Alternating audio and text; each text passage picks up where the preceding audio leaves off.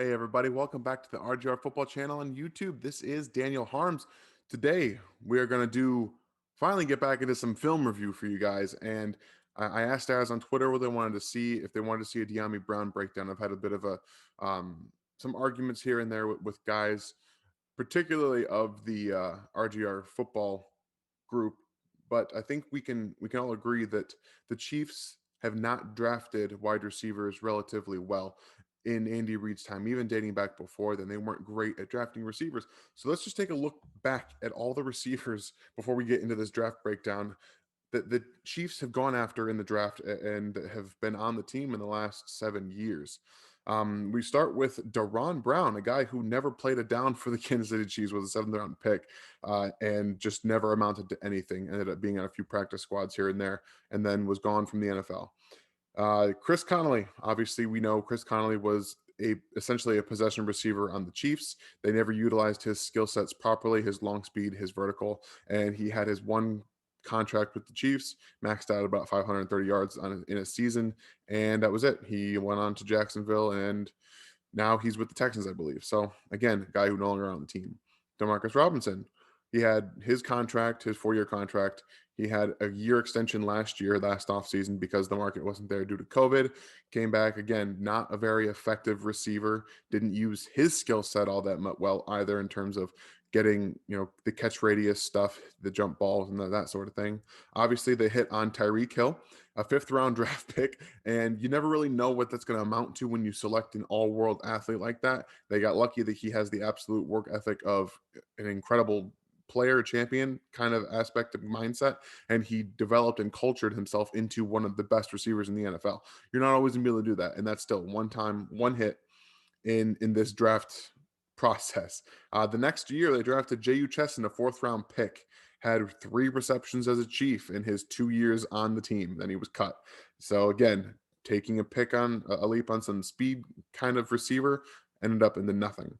Then Mecole Hardman, drafted 2 years ago, entering his 3rd year, really his make or break year for his contract.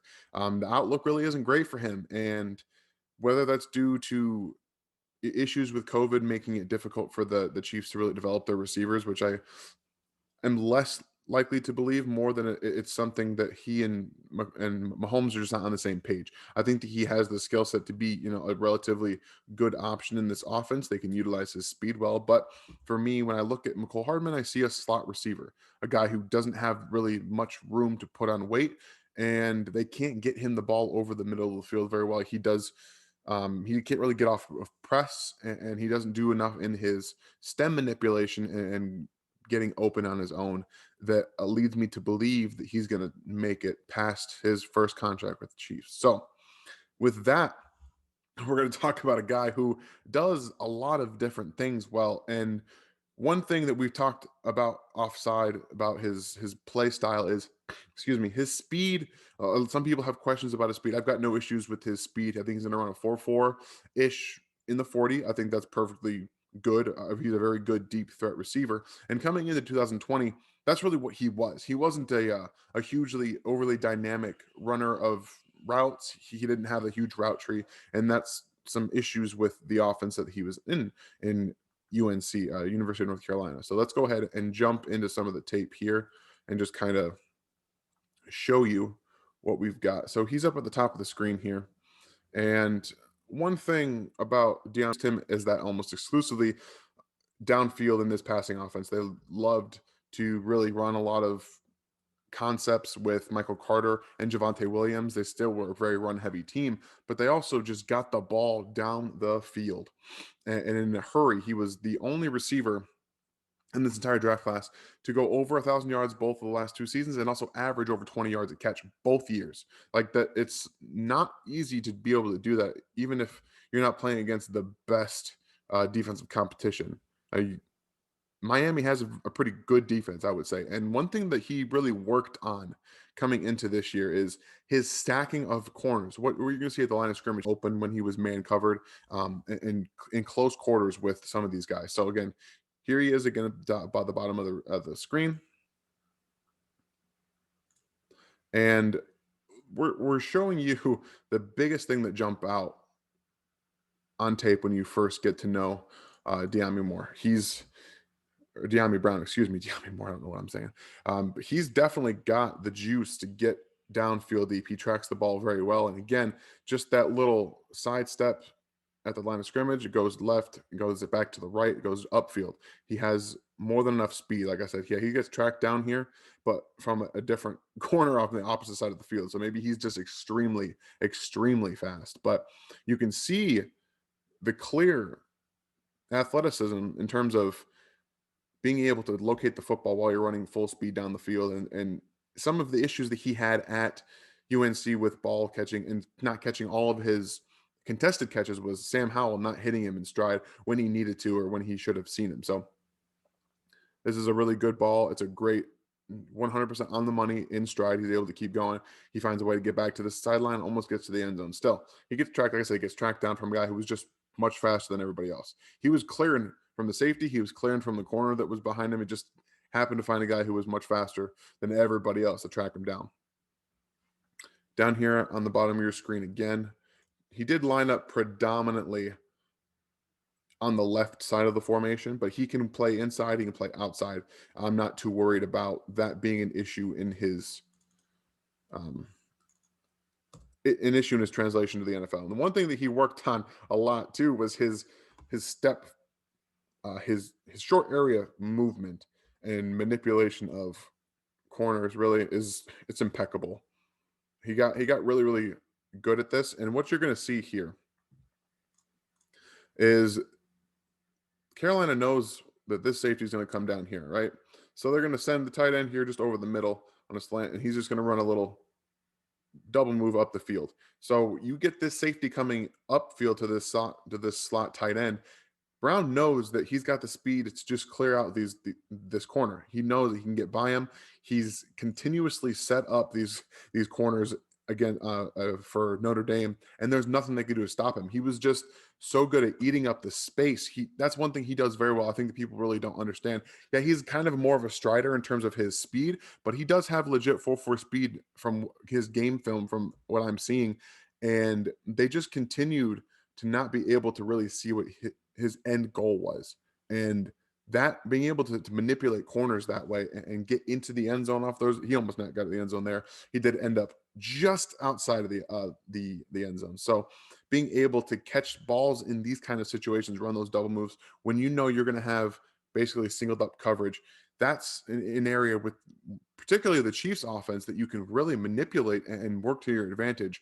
They have to be able to get receivers that can get open against single coverage. We saw in the Super Bowl when you don't have the ability to do that quickly, it's a problem, and it became a problem because Patrick Mahomes was going to Tyreek Hill, he's going to Travis Kelce, and they were eaten up in the first few seconds of the play because they knew the Bucs defense knew that's exactly what they were going to do. Now let's get into a little bit more of his actual route running ability, which I personally believe is very underrated because he wasn't asked to do that. He actually comes from the same offensive coordinator that coached at Ole Miss when DK Metcalf, AJ Brown were all there, and he's not asked to do a whole lot in terms of route running, but he fills the DK Metcalf role in this UNC offense that he did. Like I said, the DK did at Ole Miss when they were there. So he's asked to do a lot of different things in terms of stretching the field vertically and then coming back, lots of comebacks, lots of out routes. But what you're going to see again, here he is at the bottom of the screen, just pointing out so you all see what I'm looking at. Again, space. I don't say this lightly. I know it's not the most impressive thing in the world, but he's the best route runner in this class when it comes to eating up space and getting open. Yes, it's a lot of space to work with, but again, he is literally the best at doing it, and he can continuously right there. That hip sync and the how simply he gets from his footwork going straight forward to coming back. When he notices that corner is about to just clear out and go upfield, try to run with him, he comes back on I wouldn't say a dime, but the footwork is very, very, it's simple, it's easy, and he can come back to the football as well. One thing about Devontae Smith that I talked about on Twitter is that he always runs these very clean comebacks and he comes back to the football. So even if the corner is kind of with him, he's able to get back to it and get his hands up and then catch the football. That's one thing that Dyami Brown also does. And it's very evident on his tape that he has strong hands at the point of attack. I'm not so sure if He really likes contact with his when catching the football. But one thing I can tell you right now is that this is where this biggest improvement came for me with, like I said, I mentioned earlier, was his reps against close and essentially press coverage. And it didn't happen a whole lot because this offense is really predicated on running the football and then just throwing it deep down the field. But right there, he's able to stack that corner so fast and get upfield. He even trips slightly right there, and he's able to clearly get out down the field. Look where Howell is. Look at this. Look where he's at in his evaluation. He's been eyeing Dyami Brown the entire time, and right now this ball needs to be on a line right here. And unfortunately, he's just very slow to get into this throw. But this should be a touchdown easily. And then he has to come back to the football because one, it's underthrown a little bit, and then it's thrown outside and down on the sideline. So he's forced to come back to that corner because it is slightly underthrown, and then he just is unable to get to it. It's just out of his reach at that point. So it's kind of an issue that I saw a lot on this tape, is that he gets open downfield quite quickly. And look at this separation he creates. Like this is not even, this is NFL open too. Like this is a throw that Patrick Mahomes makes and takes 100% of the time, and it's a touchdown about 100% of the time. So I like the what he would offer in this offense, predicated on the fact that you have Travis Kelce and Tyreek Hill. I do think there's also room for growth in his route tree, his knowledge of football, his getting in and out of um, zone defenses. Still has a little bit of work to do. And I personally think his run after the catch ability is a bit underrated because he wasn't asked to do that. That's not his fault. I think it's still there. He's a very good contact balance player. And I think that he's still learning with the zone concepts, like I said. But here, Boston College is going to run a zone blitz. So you're going to see kind of his mind work as this goes through. So this corner's coming off here, and then you have this linebacker kind of dropping into coverage. So you're working with a bunch of room here and kind of getting into this part of the field that's essentially wide open. And now Brown's going to realize that very quickly, and he's just going to run straight into the open field and get open and get on his eyes on the quarterback so that he can see that he's got the football and the ability to get open right now. So right there, like I said, he comes underneath. So I messed that up. I apologize. Someone came around here. But regardless, Brown here is open. This linebacker fortunately sees it too late. He's trying to come down here. He's obviously coming with Daz Newsome. Ball's coming here is wide open. And this is where I talk about his run after the catch, because you can see right there, he just breaks that, and then he gets back into the open field and cuts outside. That's one thing in this offense you're going to find, is that Andy Reid does a lot of this scheming open, and that's going to lead for him to be able to do things like this, set up that safety right there with that little inside move, and then back to the outside. He's able to break that tackle. So again, I like his ability to get on the outside. I think that there's some clear things that he can do that really open him up in this offense. And this is, yes, we're going to see him run a little whip route right here in this reduced split out wide. And it's not always indicative of short area quickness, but I do think that he has the ability to run clean routes like this, get in and out of his cuts, and then get into the end zone. It's one thing, like I said, I think is very underrated about him. And like I said, he wasn't asked to do a whole lot of it, but you can see that he clearly has some understanding of how to manipulate corners and make them go where he wants them to go.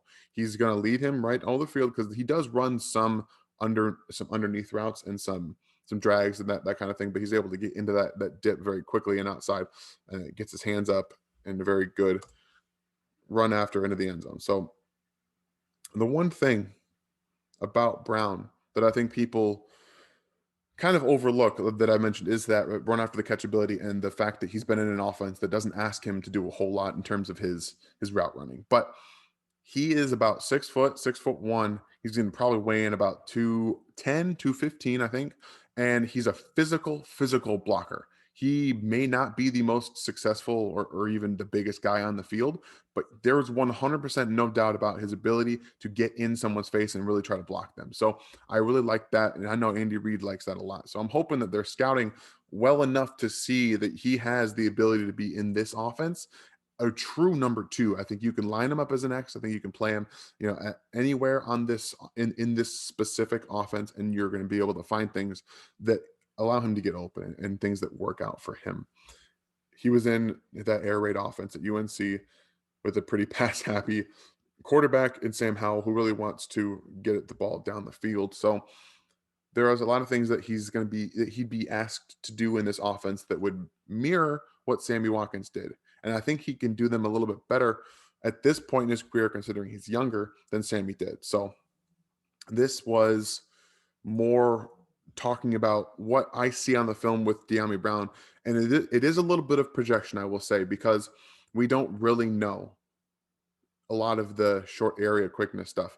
But if he's in this offense, I think he's more asked to be the X and do things that Sammy Watkins did in terms of running slants over the middle on those RPOs and really getting into some open areas of the field where he's going to be open. And guys like Tyreek Hill and Travis Kelce draw attention away from guys like Dyami Brown, Byron Pringle, Mecole Hardman, and that will really allow them to unlock some things in this offense that we didn't get to see last year, mostly because the offensive line was pretty bad. So Dyami Brown's a guy that I'm comfortable taking at 63. I know not everybody is, but he was my wide receiver 6 on the board here when we did the wide receiver ranking. So I really, really like him. I think that he'd be really perfect for this offense. I know Nate Tice likes him. There's a lot of guys that are really high on Dyami Brown, and I think there's really good reason to believe so. So I hope you guys enjoyed this. Again, with wide receiver, we have to hope that the Chiefs are really scouting properly because they haven't done a great job of panning this wide receiver room out. So let's hope that they can continue to grow as a scouting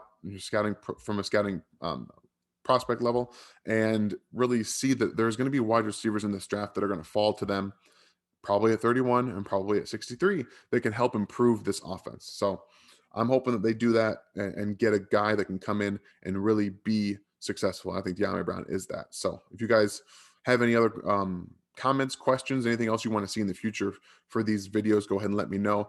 Next week, I think we're going to do another mock draft. So hang on to that one. I hope you guys have a great day. Thanks for watching this video from the team at RGR Football. Click these videos to see more and subscribe to RGR Football.